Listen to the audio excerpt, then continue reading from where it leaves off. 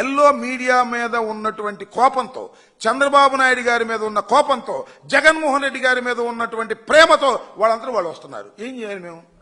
Police బందోబస్తు పెట్టారు కదా, బేగంపేట విమానాశ్రయం దగ్గర పోలీసు బందోబస్తు పెట్టారు, న్యాయస్థానం దగ్గర కోర్టు దగ్గర పోలీసు బందోబస్తు పెట్టారు. వాళ్ళందరినీ అదుపు చేయడానికి ప్రయత్నం చేశారు, అదుపు చేయగలిగారు. లోటస్ పాండ్ దాకా కూడా జనం వచ్చారు. ఏం చేయాలి ఇది? జగన్మోహన్ రెడ్డి గారు, రాజశేఖర రెడ్డి గారు మరణించిన దగ్గర నుంచి ఓదార్పు యాత్రకు వెళ్ళినా జనం వస్తున్నారు, ముఖ్యమంత్రిగా ఉన్నప్పుడు జనం వస్తున్నారు, ఓడిపోయిన తర్వాత జనం వస్తున్నారు, కోర్టుకు వెళ్ళినా జనం వస్తున్నారు, ఎక్కడికన్నా బయటకు వెళ్ళినా జనం వస్తున్నారు.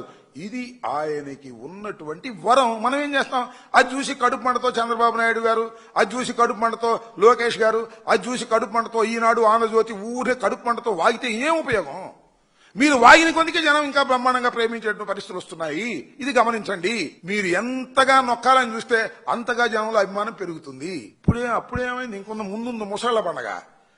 ఇంకా 2 సంవత్సరాలు పోయిన తర్వాత మీరు పట్టించుకున్నాడే ఉన్నాడు. జగన్ గారు కాలు బయటికి పెడితేనే అమోఘంగా వచ్చేస్తారు. ఇప్పటికీ అట్లా వచ్చారు. ఉండకొందికి జగన్మోహన్ రెడ్డి గారికి ప్రజాదరణ పెరుగుతుంది, ఉండకొందికి మీ ఆదరణ తగ్గుతుంది. 18 మాసాల్లోనే మీకు 100 ఏళ్లు నిండిపోయినటువంటి పరిస్థితి కనిపిస్తా ఉంది. గమనించి సరి చేసుకుంటే చేసుకోండి, సరి చేసుకోకపోతే గంగలో దూకండి, మాకేం అభ్యంతరం లేదు. జగన్మోహన్ రెడ్డి గారి మీద పడి ఏడవకండి. జగన్మోహన్ రెడ్డి గారి మీద కడుపు మంటతో మీరు ఏడ్చే ఏడుపులన్నీ కూడా అవి జగన్మోహన్ రెడ్డి గారికి దీవెనలుగా మారతాయని ప్రజలు కోరుకుంటున్నారు, అనుకుంటున్నారు. ఇది గుర్తుపెట్టుకోండి.